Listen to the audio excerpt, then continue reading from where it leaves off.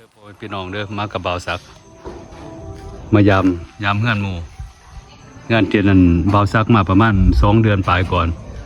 เพิ่นเฮาก็สร้างใหม่ แต่ละหลังก็เป็นจังซี่แบบคือกันนะหลังนั้นเป็นหลังของเพิ่นหลังต่อเป็นหลังคือเพิ่นเดี๋ยวเพิ่นก็ยังทาสีอยู่ใส่ประตูใส่หยังบ่คูแนวล่ะ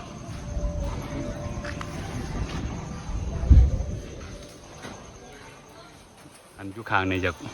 ากแพงกว่าเงินแถวนี่แพงกว่าเฮือนมันซื้อตัวนี้กัน45,000 ดอลลาร์ตัวต่อไปทั้งหลังนี่เขาก็ยังสร้างอีกแล้วยังสิมีหลายหลังอยู่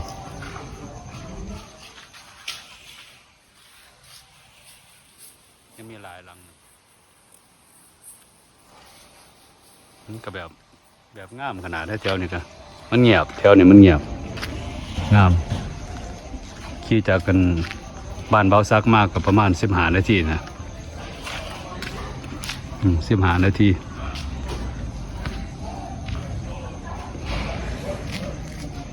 เงื่อนเขาก็เฮ็ดคือกันเบิดนะเงื่อนนี่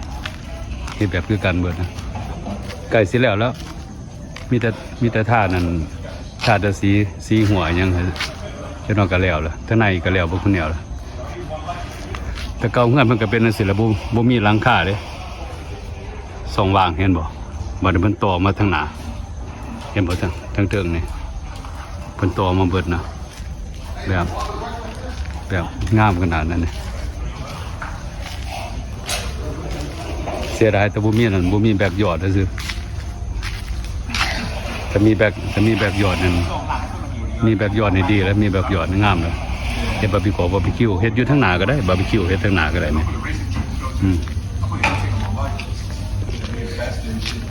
เฮ็ดทางหน้าก็ได้เห็นแต่เป็นยังท่าสีอยู่ยังท่าสีอยู่จังไดที่จังไดเรื่องงานใหม่นี่เป็นจังได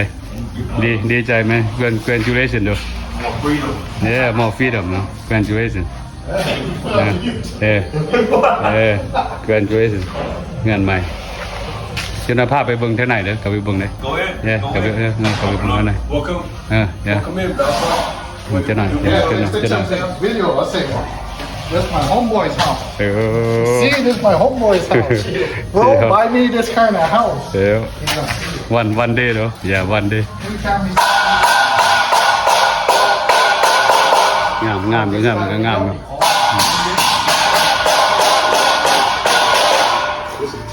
ทั้งหลังเนี่ยเพิ่นก็ยังงั้นยังท่าสีอยู่ก็สิแล้วเฮ็ดงามนะมีประตูน้ำอีกนะแถวนี้มีประตูอยู่นะ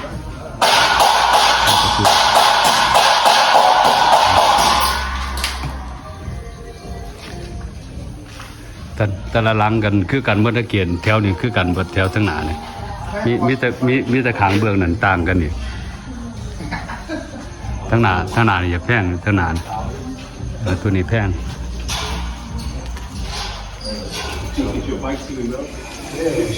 นั่นทั้งหน้านี่กาย45,000แล้วทั้งหน้านี่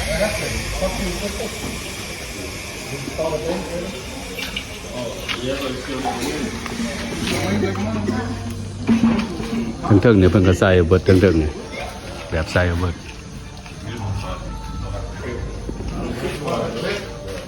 เบิ่งบ่ซักสิพาย่างไปเบิ่งข้างในบ่อันนี้ก็แค่กันใส่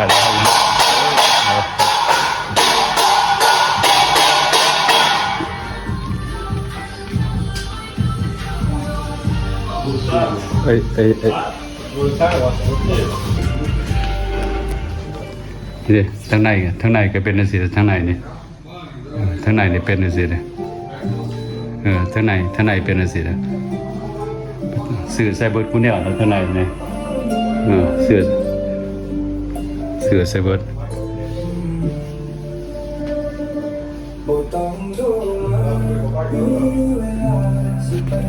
เบิ่งเปิดเบิ่งไฟเบิ่งเป็นไงนี่เด้ก็เป็นจังซี่ตัวนี้ก็เป็นห้อง1เพิ่นเป็นห้อง1ตัวนี้ก็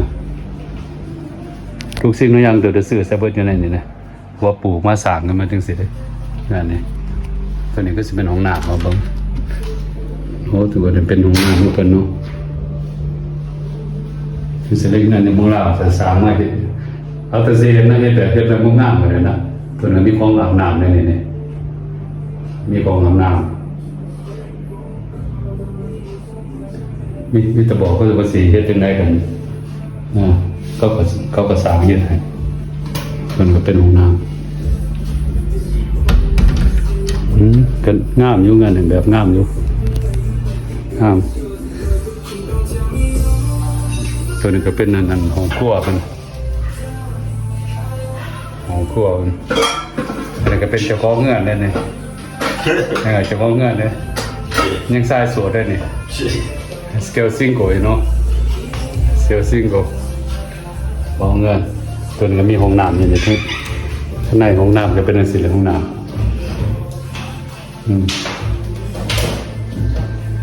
ก็คลีนแบบสะอาดนะเท่านี้ก็มีซิงอาบเป็นอาบใส่ตั้งนั้นก็ได้คือแบบนั้นอาบตัวนี้ก็ได้เนี่ยบ่ซักอยู่แบบมันอพาร์ตเมนต์เนี่ยอาบเป็นเสียวบ่อยากได้อยู่คนเดียวเนี่ย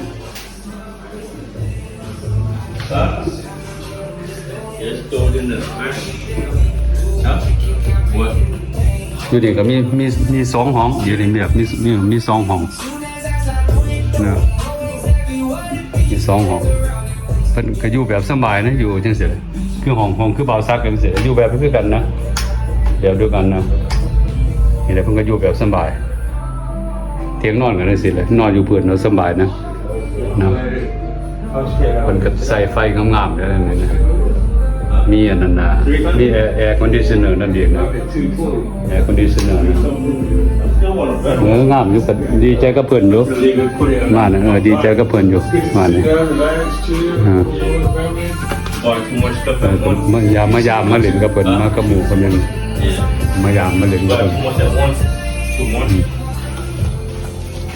เงื่อนต่อไปมันก็ยังสร้างอยู่เป็นแบบลังคือกันบนนี้ลังคือกันหมด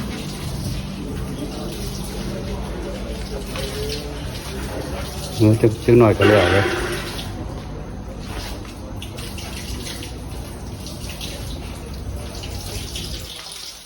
มายามในต้นนั้นก็มาบ่สิมาถ่ายเบิ่งบ่ได้ถ่ายเบิ่งเลยส่วนนี้เพิ่นเกษตรยังใส่บ่ปลูกต้นไม้บ่คือจังได๋เนี่ยปลาสองวางแม่นว่าเด้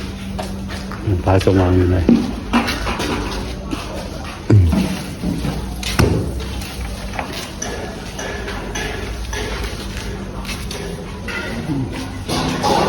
ยางไปเบิ่งทะลังเฮือนเลยตัวนี้กระทางเฮือนเนี่ยเทนบอกตอนเบาซักมาบดเป็นนั่นเสียแน่ๆเพื่อนต้องก็มาใส่ไม้บนนั่นถึงเรื่องเห็นหมดแว่นจะเป็นแว่นแก้วเป็นเศษแบบนั้นนะอยู่ทางหลังเนี่ยมันเป็นเศษแบบเงินขั้วต่อมากก็ได้เม็ดเงินขั้วยามเฮ็ดกินมันจะโมคิวอยู่ในห้องเด็ดต่อมาได้นะเป็นกันต่อประตูเข้ามาอีกใส่ประตูไม้เบิดนั่นนี่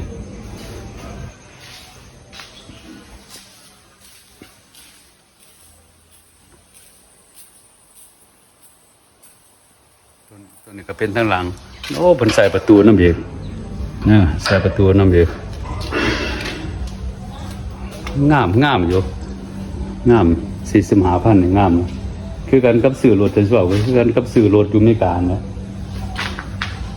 45,000ตัวนี้ได้เงินเป็นหลังนะ2ห้องนอน1ห้องน้ำ2ห้องน้ำ3ห้องน้ำนะสิบอก3ห้องน้ำมี3ห้องน้ำ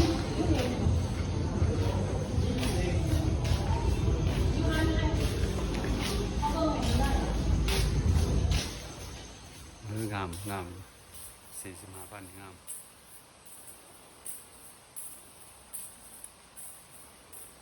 ก็ไม่ได้เรื่องอะไรเบาซับเหมือนกันนะซื้อแล้ว จะมีเงินเลยงามอยู่เป็นเป็นเห็ดงามอยู่นี่แต่เงินใหม่ๆขึ้นกันเบิดนะแต่ละหลังข้า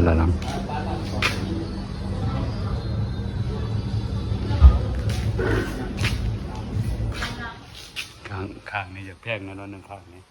จะแพงนะ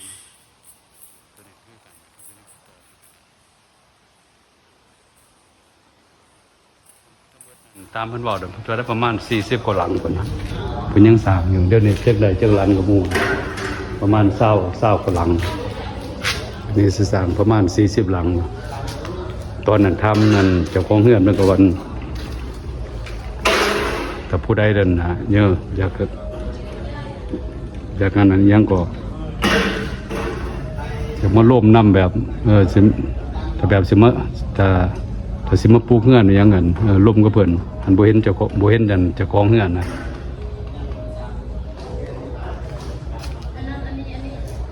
เป็นนาโอนเนอร์นะเพิ่นแลนอยู่เขตนี่บ่เห็นเพิ่นนะมันก็มาไทยพวกพี่น้องได้เบิ่งนะแบบงามหลายงาม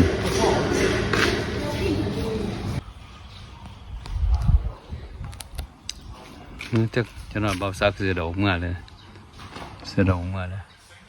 มาไทยเป็นพ่อแม่พี่น้องมึงเงินเพิ่นกันเฮ็ดแล้วเนี่ยเบิ่งกูแนวแล้วอยู่ทั้งหน้าเพิ่นบอกเนี่ยเฮ็ดทั้งหน้า5,000นะทั้งหน้าทั้งหลังมีเกตมีหยังเบิดทั้งไหนนะ2-3ประตูตัวนี้ก็แม่นนี่เบิดถึง5,000